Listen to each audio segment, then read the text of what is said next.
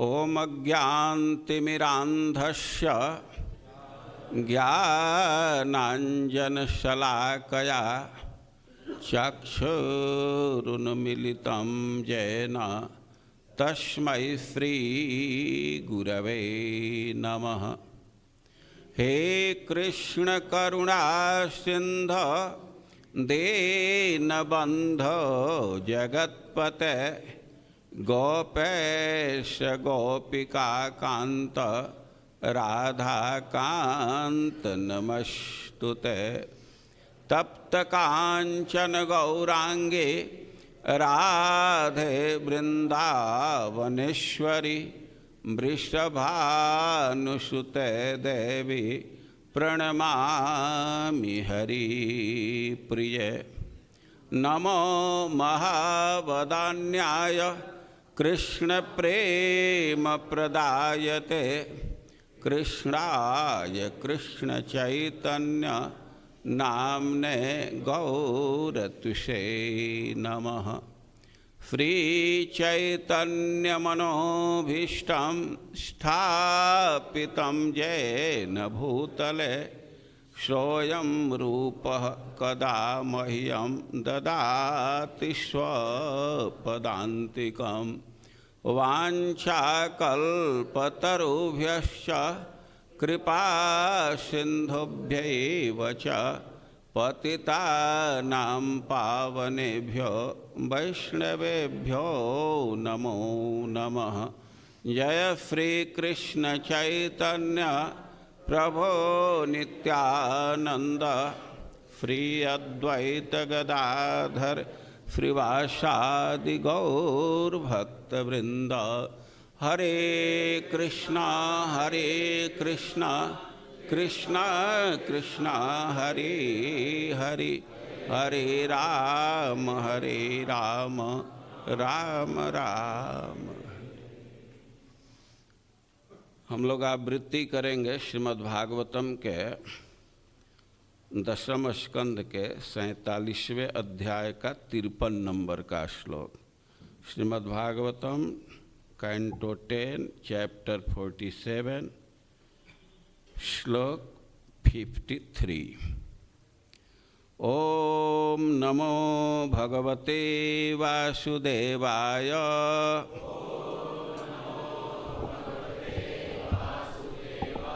ओम नमो भगवते वासुदेवाय।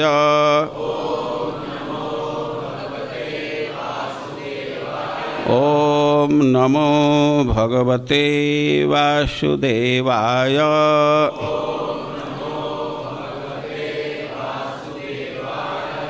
श्री शुक उवाच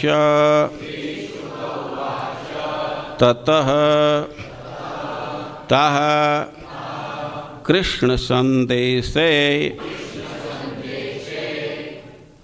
संदेश ही व्यपेत विरहज्वरः उद्धवं पूजयन्शक्रु ज्ञात्वा आत्मानं अधोक्षजम्। श्रीशुक उवाच ततस्तः कृष्ण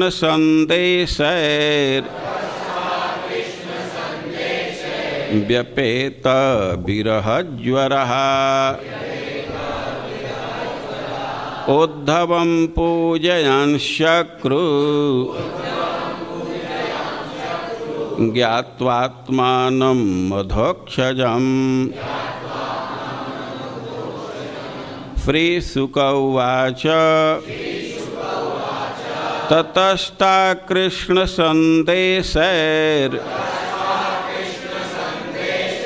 व्यपेत विरहज्वरः उद्धवं पूजयन्शक्रु ज्ञात्वात्मानं अधोक्षजम्।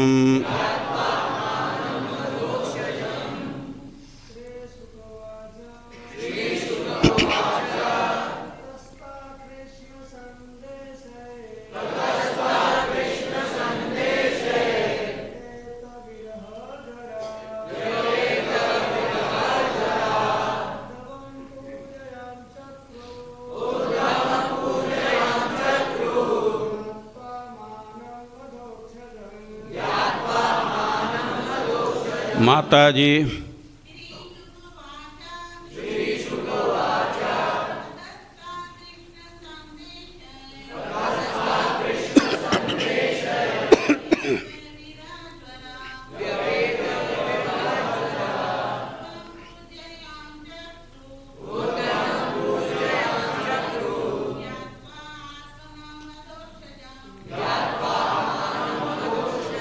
श्री शुक उवाच। श्री सुखदेव गोस्वामी ने कहा, ततः तब ताह वे कृष्ण संदेश ही कृष्ण के संदेशों से व्यपेत हटा दिया विरह वियोग का ज्वर उद्धवम उद्धव को पूजयाम चक्रु पूजा की ज्ञात्वा जानकर आत्मानम अपने आप को अधोक्षजम परमेश्वर के रूप में। अनुवाद और तात्पर्य। अनुवाद। सुखदेव गोस्वामी ने कहा, कृष्ण के संदेशों से विरह का ज्वर हट जाने पर गोपियों ने उद्धव को अपने प्रभु कृष्ण से अभिन्न जानकर उनकी पूजा की। तात्पर्य। श्रीधर स्वामी कहते हैं कि ज्ञात्वात्मानम अधोक्षजम शब्दों से यह भी सूचित होता है कि गोपियाँ कृष्ण को अपने जीवनों की आत्मा और इस तरह से आध्यात्मिक रूप में उनसे अपने को एकाकार मानती हैं। जगत गुरु श्रील प्रभुपाद की। आज बहुत ही पवित्र तिथि है। श्रीपाद माधवेंद्र पुरी जी का तिरोभाव दिवस है।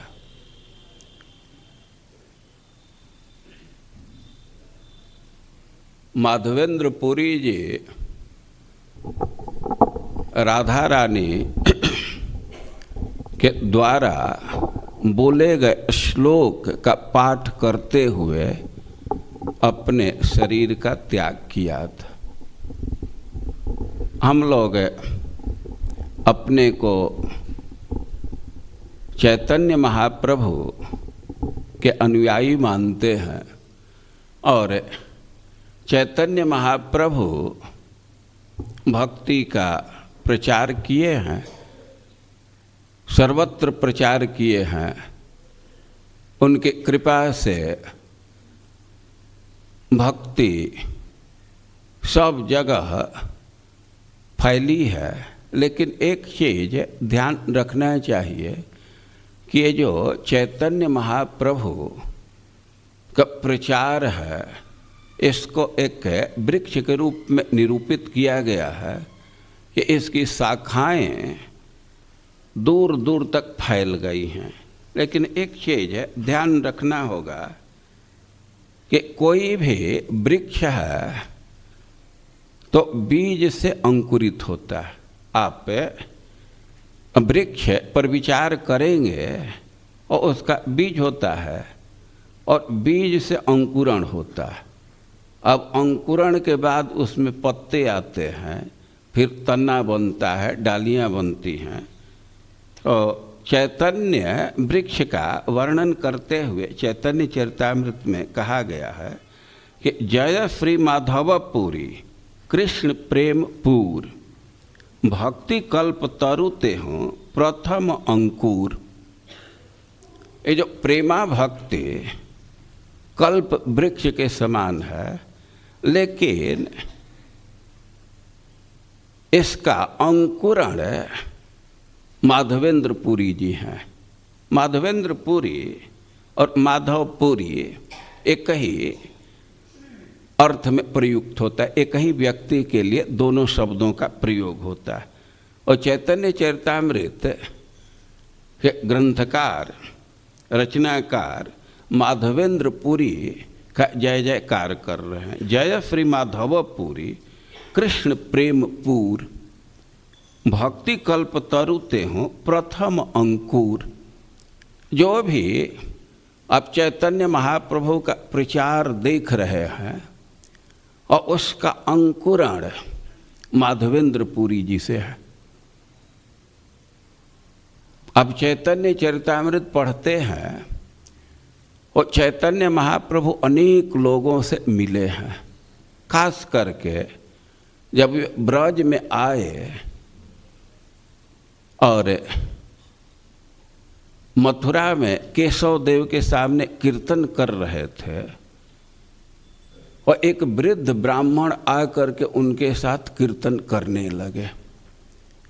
वे चैतन्य महाप्रभु से बहुत प्रभावित हुए और चैतन्य महाप्रभु उनके नृत्य को देख करके, उनके कीर्तन को देख करके, उनके प्रेम को देख करके अनुमान कर लिए कि इस व्यक्ति का जरूर माधवेंद्र पुरी से संबंध होगा। वे निर्णय दिए कि हम पहले ही अनुमान कर लिए कि ऐसा प्रेम माधवेंद्र पुरी के संबंध के बिना संभव नहीं है। और माधवेंद्र पुरी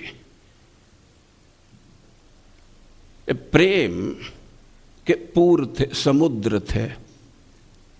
अब ऐसे तो हम लोग अपने को ब्रह्म मध्व संप्रदाय के कहते हैं, लेकिन मध्वाचार्य के जो अनुयायी हैं तो सर्वत्र इस ढंग के भक्ति नहीं है। आप चैतन्य चरितामृत पढ़ेंगे और चैतन्य महाप्रभु उडुपी में गए और श्री विग्रह को देख करके बहुत प्रसन्न हुए, लेकिन वहाँ के जो पद्धति थी, भक्ति की पद्धति, तो उससे उनको बहुत संतुष्टि नहीं हुई। लेकिन उसी संप्रदाय में बाद में माधवेंद्र पुरी जी हुए हैं। तो माधवेंद्र पुरी से जिस व्यक्ति का संपर्क हुआ है तो उसमें विलक्षण कृष्ण प्रेम देखा गया। माधवेंद्र पुरी जी और तीर्थ यात्रा के बहाने सर्वत्र प्रेमा भक्ति का प्रचार किए। और कृष्णदास कविराज गोस्वामी कह रहे हैं कि जय श्री माधव पुरी कृष्ण प्रेम पूर। अब कृष्ण के समुद्र, कृष्ण प्रेम के समुद्र हैं और भक्ति कल्प तरुते हो प्रथम अंकुर। और वहीं से प्रेमा भक्ति का अंकुरण हुआ, वृक्ष के रूप में सर्वत्र फैला। अब वे कृपा के समुद्र हैं। अब इस विषय ने वे प्रेम के समुद्र हैं। अब इस विषय में बहुत मैं लंबा चौड़ा कुछ नहीं बोलूँगा, लेकिन एक दो उक्ति का उल्लेख कर रहा हूँ, इससे आप समझ सकते। पूर्वे माधव पुरी लागे क्षीर कैला चोरी, अतएव नाम हैला क्षीर चोरा करी। अब माधवेंद्र पुरी के प्रेम को समझ सकते हैं, उनकी महिमा को समझ सकते हैं कि उनके लिए भगवान खीर चुरा करके रखे। माधवेंद्र पुरी के मन में थोड़ी सी इच्छा हो गई कि खीर का स्वाद हम भी चखते और इसके बनाने के विधि को जान जाते तो हम भी ठाकुर जी को भोग लगाते। और उनकी इच्छा देख करके गोपीनाथ जी खीर का एक चुक्कड़ चुरा लिए और उनके लिए भेजे।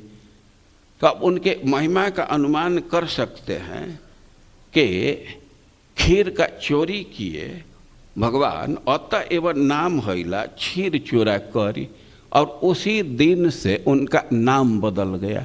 तो भगवान के नाम को बदल दिए, इनके कारण भगवान का नाम बदल गया, क्षीर चोर गोपीनाथ हो गए। और आज आप उदयपुर के नज़दीक प्रसिद्ध मंदिर का दर्शन करते हैं, श्रीनाथ जी का। और श्रीनाथ जी तो आज उदयपुर में, राजस्थान में प्रसिद्धि पाए हैं, लेकिन अब वे प्रकट हुए हैं गोवर्धन से। और चैतन्य चरितामृत में बहुत विस्तार से इस कथा को दी गई है, आप लोग वहाँ से पढ़िएगा। हम केवल एक उक्ति को यहाँ रखना चाहते हैं कि श्रीनाथ जी अपने मुख से स्वीकार किए हैं कि बहुदिन तोमार पथ करी निरीक्षण, कबे आसी माधव आमा करी वे सेवन। श्रीनाथ जी कुंज में थे और वे अपने मुख से कह रहे हैं कि बहुत दिन से मैं प्रतीक्षा में था, मैं आस लगा करके बैठा था कि कब आसी माधव आमा करीब सेवन, कब माधवेंद्रपुरी आएगा और हमारी सेवा करेगा। अब महिमा समझ सकते हैं कि भगवान आशा लगा करके बैठे हैं कि वह व्यक्ति आवे और हमारी सेवा करे। और बड़े ही महान व्यक्ति हैं माधवेंद्रपुरी। चैतन्य महाप्रभु जहाँ भी प्रेम के विलक्षण स्थिति को देखते थे तो अनुमान कर लेते थे कि एक माधवेंद्रपुरी के संबंध के बिना ऐसा प्रेम संभव नहीं है। गया में वे गए थे अपने पिताजी का श्राद्ध करने के लिए, वहाँ ईश्वरपुरी जी से भेंट हुई। अब दोनों मिल करके रोने लगे, एक दूसरे को देख करके इतना आकृष्ट हुए। और चैतन्य महाप्रभु ईश्वरपुरी जी के प्रेम को देख करके वे अनुमान कर लिए कि माधवेंद्रपुरी जी से इनका निश्चित संबंध होगा। और माधवेंद्रपुरी बड़े ही महान व्यक्ति हैं और आज उनके तिरुभाव तिथि पर हम उनके कृपा की याचना करते हैं। और अब श्रीमद् भागवतम के प्रस्तुत अंश पर हम लोग विचार करेंगे। और अभी आप आवृत्ति कर रहे थे सुखदेव गोस्वामी की उक्ति का कि ततस्ता कृष्ण संदेश व्यपेत विरह ज्वर उद्धवम पूजयंश्चक्रु ज्ञात्वात्मानम अधोक्षजम। ये क्रम प्राप्त श्लोक है। उसके पहले आप उद्धव जी के ब्रज यात्रा के विषय में बहुत बातें सुन चुके हैं। भगवान जब ब्रज से जा रहे थे, रथ पर बैठ गए थे और गोपियों की स्थिति देख करके वे विवश हो गए संदेश देने के लिए। गोपियों की स्थिति देखे कि वे जड़ता विकार को प्राप्त हो गई, उनको कठोई मार दिया, जैसे कि तैसे खड़ी हैं। अब भगवान को रहा नहीं गया, खुद तो रथ से उतर करके नहीं आए, अपने चाचा के अनुशासन में थे, लेकिन एक दूत को भेजे आयास से, मैं आऊँगा। और भगवान वचन दिए थे कि मैं आऊँगा, लेकिन मथुरा की ऐसी परिस्थिति हो गई कि भगवान को आने में बहुत विलंब हुआ। भगवान जानते थे कि गोपियों की क्या स्थिति है। भगवान बार बार इस बात को कहे हैं कि गोपियाँ तो हमको छोड़ करके दूसरे किसी वस्तु व्यक्ति के तरफ ध्यान ही नहीं देती। वे उदाहरण दिए हैं कि जैसे कोई मुनि समाधि में होता है तो बाहरी संसार का उसे अनुसंधान नहीं होता, या कोई नदी है और समुद्र में मिल जाती है तो अब उसका परिचय समाप्त हो जाता है। तो उसी प्रकार और गोपियों के तो यह व्यथा है, ऐसे मानसिक संताप में है कि न तो वे अपने को जानती हैं और न पर अद इस संसार को जानती हैं, किसी का अनुसंधान नहीं है। और भगवान यह उचित समझते थे कि गोपियों को कुछ सांत्वना दिया जाए, लेकिन भगवान को कुछ सूझ नहीं रहा था कि कैसे गोपियों को सांत्वना दिया जाए। गोपियों की स्थिति समझते थे कि बिना हमारे संयोग का और उनके दुख दूर कर हो ही नहीं सकता। लेकिन फिर भी भगवान विचार किए कि किसी तरह तो कुछ तो करना चाहिए, और उद्धव जी का चयन किए, क्योंकि उद्धव जी कई एक दृष्टि से बड़े योग्य व्यक्ति थे। अब वे स्वर्ग से पढ़ करके आए थे, बड़े बुद्धिमान थे। उनका व्यक्तित्व ऐसा था कि व्यक्तित्व के प्रभाव से उत्सव छा जाता था, और भगवान के परम मित्र थे। अपने गुह्य बात को वे कह सकते। उद्धव जी को चुने गोपियों को सांत्वना देने के लिए, और गोपियों के हित के लिए, उनको सांत्वना देने के लिए उद्धव को चुने। लेकिन उद्धव जी का वे हित करना चाहते थे।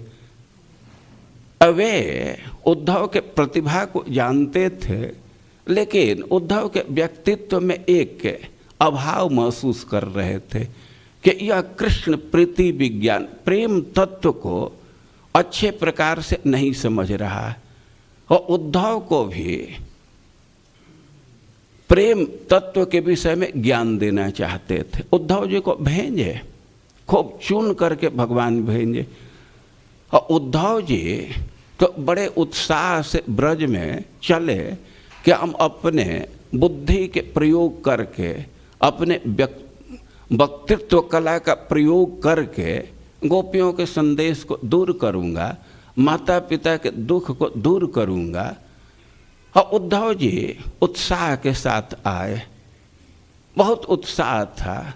लेकिन ब्रज में आते ही उनका मन बदलने लगा। अब उनकी स्थिति दूसरे होने लगी। और भगवान ने उद्धव को भेजे हैं तो ब्रज का दर्शन कराए। उद्धव जी खूब अच्छा से ब्रज का दर्शन करते हुए आ रहे थे, और संध्या का समय हो गया, और सीधे नंद बाबा के दरवाजे पर गए।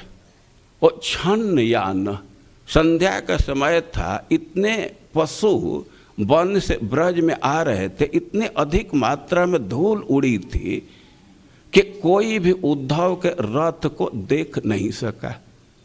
छन्न यान प्रविशताम पशु खुर रेणु भी, और पशुओं के खुर से जो धूल उड़ रही थी तो उससे पूरा रथ ढक गया था। सीधे नंद बाबा के दरवाजे पर गए। नंद बाबा उनका सत्कार किए, उनको आसन दिए और उनके भोजन की व्यवस्था किए। जब उद्धव जी थोड़ा खा लिए, भोजन कर लिए, और अपने सेवकों को कहे पैर दबाने के लिए, जब यात्रा के थकान से दूर हो गए उद्धव जी, तब वे कृष्ण के विषय में पूछना चाहे। नंद बाबा कृष्ण के विषय में पूछना चाहे, लेकिन नंद बाबा अपनी स्थिति समझ रहे थे कि मैं कृष्ण के विषय में पूछ नहीं पाऊंगा। और पहले वसुदेव जी के विषय में पूछे, और फिर इतना ही पूछे कि क्या कृष्ण एक बार अपने माता को देखने के लिए आएगा, अपने सखाओं को देखने के लिए आएगा। और माँ यशोदा तो चुपचाप दरवाजे के किनारे एक चटाई या बोरा बिछा करके बैठी थी। अब नंद बाबा कुछ पूछ रहे हैं और उद्धव जी उसका उत्तर दे रहे हैं। माँ यशोदा कुछ नहीं बोल रही है, चुपचाप बैठी है, लेकिन कृष्ण के स्मरण से उसके आँखों से अनवरत अश्रु बह रहे, और उसके स्तन से दूध बह रहा है, और उसके दूध बहने से उसके वस्त्र भींग गए, उसके अश्रु से उसके वस्त्र भींग गए, चुपचाप सुन रही है। नंद बाबा के कृष्ण में आवेश को देख करके, यशोदा के आवेश को देख करके उद्धव जी बड़े प्रसन्न हुए और कहने लगे कि आप लोग तो बड़े भाग्यशाली हैं कि ऐसा आप लोगों का अभिनिवेश कृष्ण में लगा हुआ है। अरे जो बड़े बड़े योगी हैं तो एक क्षण मृत्यु के समय अपने मन को भगवान में लगाना चाहते हैं, कृष्ण में लगाना चाहते हैं। वो लगा पाते हैं नहीं लगा पाते हैं इसका कोई निश्चय नहीं है, प्रयास जरूर करते हैं। लेकिन आप कितने भाग्यशाली हैं कि कृष्ण में ही आपका मन अभिनिविष्ट है। अब इस बात को सुने नंद बाबा और उनको लगा कि आदमी पागल है कि सामान्य हम लोग अपने पुत्र के दुख में मर रहे हैं और यह कह रहा है कि आप बड़े भाग्यशाली हैं। उद्धव जी विद्वान व्यक्ति थे, समझ गए। तो वे सोचे कि नंद बाबा या यशोदा दुखी इसलिए हैं कि कृष्ण को अपना पुत्र मानते हैं, तो इनका पुत्र भाव खत्म कर दिया जाए, दुख खत्म हो जाएगा। तो वे सिद्धांत देने लगे कि कृष्ण तो भगवान हैं, वह सृष्टि करता है। अब ऐसे उनको भगवान के रूप में स्थापित किए तो नंद बाबा का दुख और बढ़ गया कि अरे हमारा पुत्र भगवान और ऐसे पुत्र को हम हाथ से खो दिया, दूर चला गया, हाय रे दुर्भाग्य। अब और दुखी हो गए। अब नंद बाबा को उद्धव जी समझाना चाहते हैं कि अरे चिंता बढ़ रही है, थोड़ा बाहर जा कर के घूमिए फिरिए तो थोड़ा आपका स्वास्थ्य ठीक होगा। और नंद बाबा कहने लगे कि ना कोई अंतर नहीं पड़ता, बाहर जाने पर तो और कठिनाई बढ़ जाती है। उधर तो बाहर जाने पर हम कृष्ण के चरण चिन्ह को देख लेता हूँ तो मनोजाति तदात्मता और भी तदात्म बढ़ जाता है, कृष्ण रूप हो जाते हैं।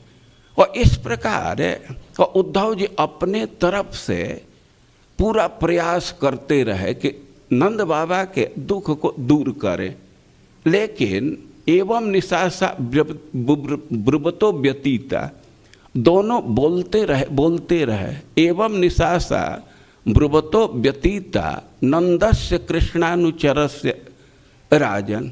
और नंद बाबा का उद्धव जी का प्रवचन चलता रहा, बातचीत चलती रही।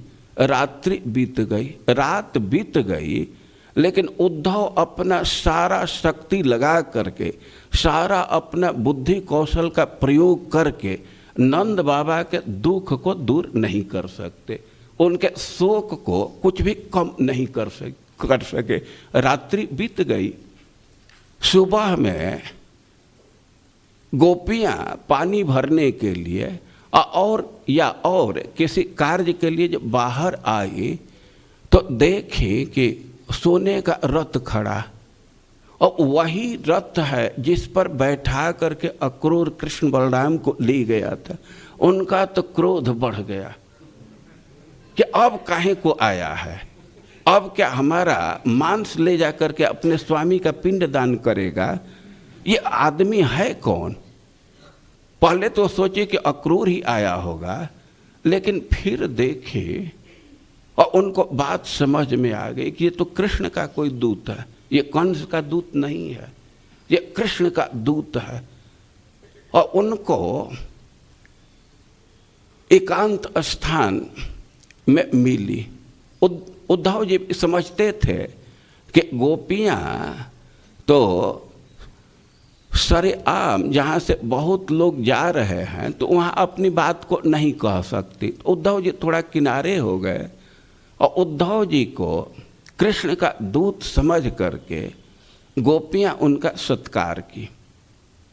सत्कार तत्काल में तो अपने ओढ़नी को बिछा दी आसन के रूप में, उनको आसन प्रदान की।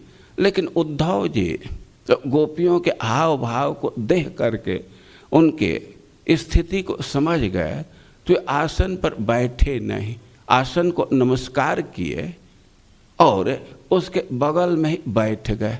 अब बातचीत होने लगी और गोपियाँ अपने स्टाइल में कृष्ण के विषय में पूछ रही हैं और ऐसे बातचीत चल रही है। और उसी समय राधा रानी ध्यायन्ति प्रिय संगमम। अब राधा रानी तो भाव स्तर से कृष्ण के संग में पड़ गए, ध्यायन्ति कृष्ण संगमम। वे भावनात्मक स्तर पर कृष्ण का संग प्राप्त की और भावनात्मक स्तर पर कृष्ण का संग है और इतना गाढ़ प्रेम है कि उसी अवस्था में मान कर गई। अब मान करके ये भ्रमर को संबोधित करके और कुछ कृष्ण से प्रति कहने लगी। अब इस बात को सुन करके और उद्धव जी परम विस्मय में थे। उद्धव जी गए थे गोपियों के दुख को दूर करने के लिए, उनके शोक को कुछ कम करने के लिए। पूरा समाप्त करने का तो कोई प्रश्न ही नहीं है। और भगवान इतना ही उनको टास्क दिए थे कि थोड़ा उनके दुख को कम करो। उद्धव जी विचार करने लगे कि गोपियों को ज्ञान देना चाहिए, ये कृष्ण के विरह का अनुभव कर रही हैं, तो वे उनको ज्ञान देना प्रदान किए, भगवान के संदेश को देना प्रारंभ किए। उद्धव जी जो संदेश दिए हैं तो उसका मुख्य तथ्य है कि अरे कृष्ण तो सर्वव्यापक हैं, उनका तो वियोग संभव ही नहीं है। एक वे उदाहरण दिए हैं कि जैसे कोई घड़ा है तो घड़ा का क्या मिट्टी से वियोग हो सकता है? भाई कोई घट है, घड़ा है और उसका मिट्टी से वियोग संभव है? वे सिद्धांत दे रहे हैं कि घड़ा तो पृथ्वी पर टिका है और मिट्टी से संयोग है और वो खुद ही मिट्टी से बना है, तो घड़ा का तो वियोग संभव ही नहीं है मिट्टी से। और उसी प्रकार और इस संसार में किसी का कृष्ण से वियोग संभव नहीं है। अब ये सिद्धांत दिए कि दृष्टम श्रुतम भूत भवत, ये संसार में कोई भी वस्तु देखे हैं या सुने हैं, चाहे वो भूतकाल का हो, भविष्य काल का हो या वर्तमान काल का हो, वो चाहे छोटा हो बड़ा हो, बिना च्युतात् वस्तु तराम न वाच्यम, एक अच्युत को छोड़ करके किसी को थोड़ा भी वस्तु नहीं कहा जा सकता। और मतलब जो भी इस संसार में घटपट वस्तु देख रहे हैं तो सब है कृष्ण की शक्ति का रूपांतरण है, तो कृष्ण का ही रूप है। कृष्ण के अतिरिक्त इस संसार में कुछ भी नहीं है, और यह सिद्धांत दे रहे हैं। और दूसरा सिद्धांत दिए कि कृष्ण तो परमात्मा रूप से निरंतर हृदय में ही है। जो परमात्मा है तो कृष्ण से भिन्न नहीं है, तो परमात्मा का वियोग तो किसी से है नहीं, कभी भी वियोग नहीं है, सदैव तो हृदय में ही है। तो कृष्ण का वियोग कहाँ से है? कृष्ण का वियोग तो है नहीं। लेकिन अब गोपियों का सिद्धांत था कि हम लोगों को परमात्मा से क्या मतलब, हम लोगों को तो कृष्ण के चरणों का स्पर्श चाहिए। उद्धव जी और कई एक श्लोकों में उपदेश दिए कि कृष्ण का वियोग नहीं है, लेकिन इससे गोपियों का शोक कम नहीं हुआ, वे उस ज्ञान को समझ नहीं पाई, बल्कि वे कहने लगे कि हम लोगों के लिए तो यही उपाय है इस दुख से दूर होने के लिए कि कृष्ण का विस्मरण हो जाए, उनको हम भूल जाएं। लेकिन चाह करके भी हम ऐसा कर नहीं पा रही, हम भूलने में संभव नहीं है और हमारी स्थिति नहीं है। वो लक्ष्मी जी भी उनसे दूर नहीं हो पाते तो हम लोग भूल नहीं पा रहे हैं। ये बहुत भारी कष्ट है। उद्धव जी वहीं बैठे हैं और गोपियां भगवान को पुकारने लगी, हे नाथ, हे रमानाथ, हे ब्रजनाथ, आरती नाशन। आप ब्रज के आरती को दूर करने के लिए, कष्ट को दूर करने के लिए प्रकट हुए हैं। हम ब्रजवासी, हमारे दुख को दूर कीजिए। मग्नम उद्धर गोविंद गोकुलम ब्रिजनारणवाद। हम लोग बहुत भारी संकट में, विरह समुद्र में पड़े हैं, मर रहे हैं, तो हमारा उद्धार कीजिए। अब गोपियां अपने भावना को व्यक्त कर रही हैं और उद्धव जी को ऐसा लगा कि गोपियां तो अब मर ही जाएंगी। ये इतना विरह ज्वाला अनुभव कर रही हैं कि अब इनका जीवन संभव नहीं है। अब उद्धव जी इस स्थिति का अवलोकन कर लिए। तब सुखदेव गोस्वामी कह रहे हैं कि ततस्ता कृष्ण संदेश व्यपेत विरह ज्वरा। अब उद्धव जी फिर से कृष्ण का संदेश देना प्रारंभ किए। शब्द है कृष्ण संदेश ही। अरे कृष्ण का जो संदेश था तो उसको तो पहले ही वे दे चुके हैं और उसका कोई खास असर नहीं आया। लेकिन आचार्यों का कथन है कि उद्धव जी निराश नहीं हुए, फिर से उसी संदेश का वे आवृत्ति करने लगे कि कृष्ण से वियोग नहीं है। यहाँ शब्द यही है इस श्लोक में कि ताह कृष्ण संदेश व्यपेत विरह ज्वरा। कृष्ण के संदेश से उनका विरह ज्वर समाप्त हो गया। और कई एक ध्यान देने की बात है, इस श्लोक में यह नहीं कहा जा रहा है कि उनका विरह समाप्त हो गया। अरे कोई किसी प्रकार का संदेश दे, जब तक कृष्ण का स्पर्श नहीं मिलेगा, उनका प्रकट संग नहीं मिलेगा, अपने दृष्टि पथ में प्रत्यक्ष नहीं आएंगे, तब तक तो गोपियों के विरह दूर होने का कोई प्रश्न ही नहीं है।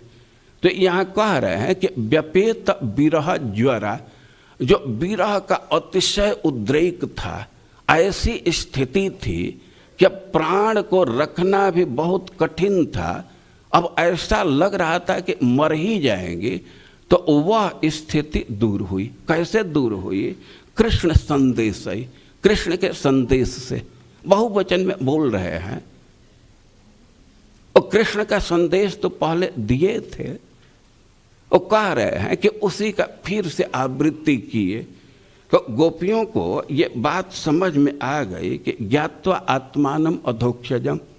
जब उनको बार बार उपदेश सुनाया गया, कृष्ण का संदेश सुनाया गया, तो उनको ज्ञान हो गया कि कृष्ण ही परमात्मा है, वही हमारे आत्मा है। तो थोड़ी सी उनको शिथिलता का अनुभव हुआ, वो दुख कम हुआ कि अच्छा आत्मा है, परमात्मा है, तब तो साथ में है किसी न किसी रूप में, संयोग तो है। लेकिन कुछ आचार्य और दूसरा सिद्धांत दे रहे हैं और कह रहे हैं कि कृष्ण संदेश ही। उद्धव जी जब देखे कि गोपियां तो बिल्कुल अब मरण की स्थिति को प्राप्त होने वाली हैं, तो कृष्ण जो उनको दूसरा संदेश दिए थे और उसको उनके सामने प्रस्तुत किए। उद्धव जी कहने लगे कि कृष्ण हमको कहे हैं कि गोपियों को जा करके बतलाना कि एक क्षण वे आंख बंद करें, और वे आंख अपना बंद करेंगे तो जैसे मैं मुंजाटवी में फंसे हुए अपने सखाओं को वो दावानल से मुक्त कर दिया, वो दावानल से मुक्ति प्राप्त कर गए। तो उसी प्रकार गोपियां जब थोड़े देर के लिए अपने आँख को बंद करेंगी तो हम उनको बिरहानल से भी मुक्त कर देंगे। ओ गोपियों को बतलाना वे लोग प्रत्यक्ष घटना देखी हैं, हमारे योग के प्रभाव को जानती हैं कि जैसे सखाओं को मैं आग से मुक्त कर दिया, वन के आग से मुक्त कर दिया, तो वे आंख बंद करेंगी तो मैं उनको विरह अग्नि से भी मुक्त कर दूंगा। और गोपियां आंख अपना बंद की। उद्धव जी के बात पर विश्वास है, कृष्ण पर विश्वास है, तो थोड़े देर के लिए अपना आंख बंद की। अब आंख बंद की तो भगवान उस एक क्षण में ही हजारों हजारों वर्ष डाल दिए और गोपियों के समक्ष प्रकट हो करके उनके साथ रास विलास करने लगे, जल विहार करने लगे, तांबुल भक्षण करने लगे और झूला पर बैठ करके झूलने लगे। अब इससे उनका विरह ज्वर शांत हुआ। देखिए, शब्द कृष्ण संदेश ही, लेकिन कोई कोई प्रश्न करेगा कि ऐसा तो श्रीमद् भागवतम में कहीं लिखा नहीं है, सुखदेव गोस्वामी तो ऐसा बोले नहीं। लेकिन सिद्धांत समझना चाहिए कि किसी किसी घटना को देख करके उसके कारण का अनुमान कर लिया जाता है, फल को देख करके और उसके कारण का अनुमान कर लिया जाता है। तो जो गोपियां एकदम व्यग्र हैं, कातरता से कृष्ण को संबोधित कर रही हैं और उनके विषय में कहा जा रहा है कि विगत अपेत विरह ज्वरा, उनका विरह ज्वर कम हो गया, समाप्त हो गया। तो इसके पीछे कारण है कि जो गुप्त संदेश था, भगवान जो उद्धव जी को कहे थे, उद्धव जी उस संदेश को प्रस्तुत किए और उससे गोपियों को थोड़ी सी शांति मिली। उनके जो मरने की स्थिति थी तो उसको थोड़ा टाल दिया गया, वे निपट गए। या कृष्ण संदेश ही का एक अर्थ है कि उद्धव जी भगवान के बात को गोपियों के सामने प्रस्तुत किए। उद्धव जी समझाने लगे कि देखो, तुम लोग इतना व्यग्र हो रही हो और थोड़ा कृष्ण के स्थिति पर भी विचार करो। कृष्ण तो तुमको संदेश दिए हैं कि तोमा सबर स्मरणे झूरो मोई रात्रि दिने मोरा दुख ना जाने कौन जान। मैं जानता हूँ कि गोपियाँ दुखी हैं, लेकिन हमारी स्थिति भी तो वही है। गोपियों के स्मरण में, ब्रजवासियों के स्मरण में तो मैं भी रात दिन रोता ही रहता हूँ, लेकिन हमारे दुख कोई समझ नहीं पाता। देखिए, स्त्री स्वभाव है कि खुल करके रोने लगती, लेकिन पुरुष अपने कष्ट को हृदय में वो छिपा करके रखता है। उदाहरण दिया गया है कि भगवान राम सीता का विरह अनुभव कर रहे थे, लेकिन उसको हृदय में रखे थे। एक उदाहरण दिए हैं, भवभूति कवि हैं, एक उदाहरण दिए हैं कि जैसे कोई वैद्य है और उसको कुछ औषधि का निर्माण करना है तो घड़े में कोई एक औषधि को पैक कर देता है और खूब भट्ठी के आग में घड़े को ढक देता है। तो घड़ा गर्म हो करके उसके अंदर के जो औषधि है तो वो भी तो फूटती रहती है, लेकिन बाहर से पता नहीं चलता। तो उसी प्रकार भगवान राम तो सीता का विरह अनुभव कर रहे हैं, लेकिन हृदय में वो फूट रहा है, बाहर प्रकट नहीं हो रहा है। वही सिद्धांत यहाँ लागू हो रहा है। भगवान ने उद्धव के माध्यम से गोपियों को बतलाए कि रात दिन तो मैं भी रोता ही रहता हूँ, लेकिन हमारे दुख को तो कोई समझने वाला नहीं है। भगवान बतलाए कि ब्रजवासी यत जन माता पिता सखा गण सभे है मोर प्राण सम। अरे माता पिता या दूसरे हमारे सखा हैं, ब्रजवासी हैं, तो सब हमारे प्राण के समान हैं। तार मध्य गोपीगण साक्षात मोर जीवन, तुम्ही मोर जीवन रे जीवन। और गोपियाँ तो हमारे प्राण के समान है, वही हमारी जीवन है। अरे तुमको जीवन है तो हमको छोड़ करके क्यों चले गए? वे कह रहे हैं कि तोमा सब छड़ाइया दूर देश लैया राखिया छे दुर्दैव प्रबल। भगवान कह रहे हैं कि हमारा दुर्भाग्य इतना प्रबल है कि ऐसे प्रेमियों से हटा करके और दूर देश में रखा है।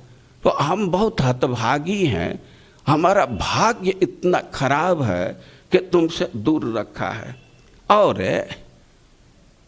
ये जो सिद्धांत है कि कोई प्रेमी है तो अपने प्रिया के संग के अभाव में मर जाता है, तो सत्य सिद्धांत है। मैं तो कभी का मर गया होता, अपना जीवन नष्ट कर दिया होता, लेकिन केवल एक चीज हमको जीवित रखा है, हमारा ध्यान तुम लोगों के तरफ है। मैं जानता हूं कि तुम जो ही सुनोगी कि कृष्ण आत्महत्या कर लिए तो तुम लोग भी आत्महत्या कर लोगी। तो हम तो तुम्हारे जीवन के रक्षा के लिए शरीर धारण किए हुए हैं, नहीं तो अभी तो जीवन कभी का नष्ट कर दिए होते। और हम तो तुम्हारे रक्षा के लिए नारायण का सेवा करता रहता। और इस प्रकार उद्धव जी कृष्ण की स्थिति को बतलाए, तब गोपियों को थोड़ी सी सांत्वना हुई कि अच्छा कृष्ण भी हमारी जैसे ही दुखी हैं। स्वात्मानम, वे गोपियां समझ गई कि अधोक्षज भी हम लोगों जैसा ही दुखी हैं। तो जब यह बात उनको स्मरण आया कि केवल हम ही दुखी नहीं हैं, हमारे लिए कृष्ण भी दुखी हैं, हमारा स्मरण करते रहते हैं, तब उनको थोड़ी सी शांति आई, उनका जो विरह ज्वर था वो कम हुआ। अब इसके बाद अब वे उद्धव जी का सत्कार करने लगे। सत्कार करने लगे, पूजयांश चक्रु उनके पूजा के, और इसको दो रूप से समझ सकते हैं। प्रथम भाव है कि जब ही गोपियां मिली थी तो कृष्ण ने उद्धव का कुछ सत्कार करना चाहती थी, वो सत्कार प्रारंभ की, आसन दी, लेकिन और भी सत्कार तो करना होता है। लेकिन अब कृष्ण का इतना गाढ़ स्मरण आया कि उद्धव के सत्कार को वे भूल गई थी।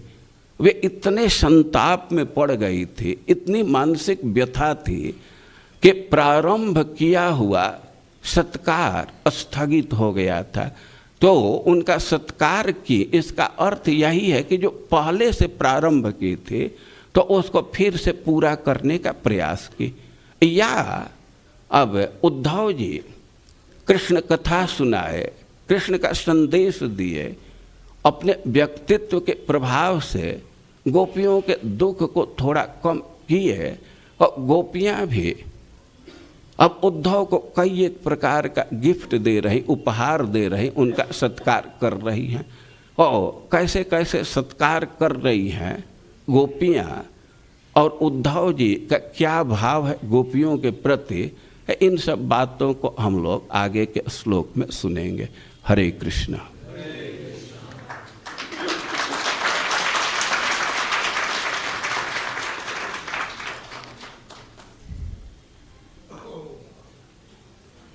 ठीक है, टाइम हो गया है। महाराज बहुत आवश्यक, कुछ प्रश्न बहुत आवश्यक हो तो यह छोड़िए प्रश्न का। जगत गुरु श्रील प्रभुपाद की, हिज होलीनेस वृंदावन चंद्र महाराज की जय। हरे कृष्ण। तो महाराज का एक बार हरे कृष्ण हम धन्यवाद देते हैं। हरे कृष्णा कृष्णा कृष्णा हरे हरे, हरे राम राम राम हरे हरे। और निवेदन करते हैं कि महाराज अपना संग हमें बारंबार दें। हरे कृष्ण।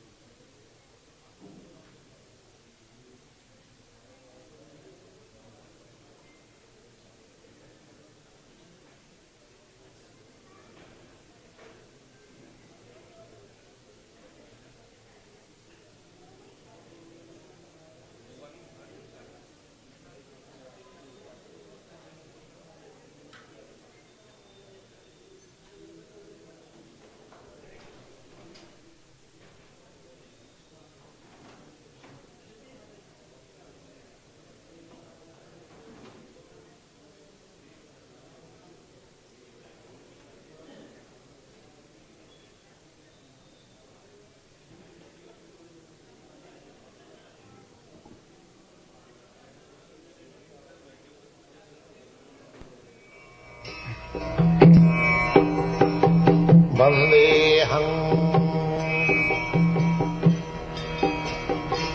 श्रीगुरु श्रीयुता पदकमलं श्रीगुरुं वैष्णवांश्च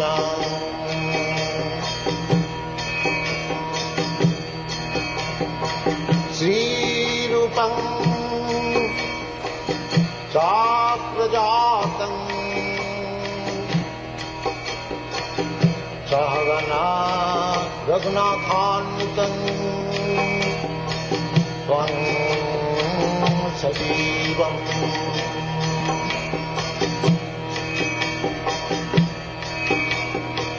साद्वैतं सावधूतं परिजनासहितं कृष्ण चैतन्यदेवम्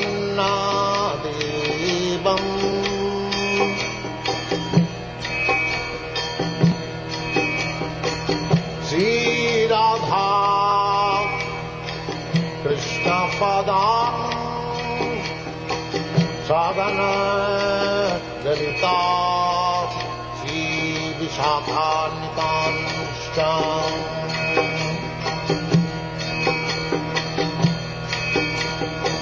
श्रीकृष्ण चैतन्य प्रभु नित्यानन्द श्री अद्वैत गदाधर शिवासदि गौरभक्तवृन्द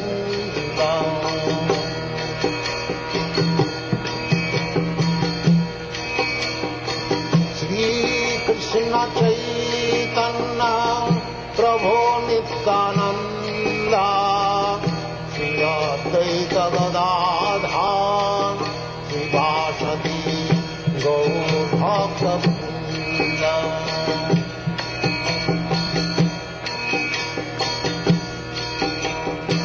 श्रीकृष्ण चैतन्य प्रभु Nityanand Shri Advaita Gadadhar शिवासदि गौरभक्तवृन्द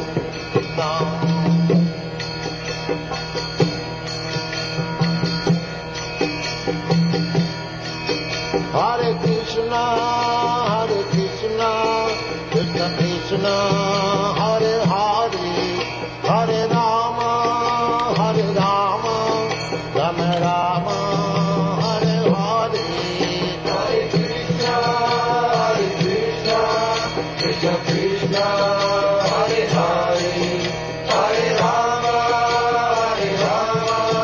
Rama Rama, Hare Hare. Hare Krishna, Krishna Krishna, Hare Hare, Hare Rama, Rama Rama, Hare Hare. Hare Krishna, Krishna Krishna,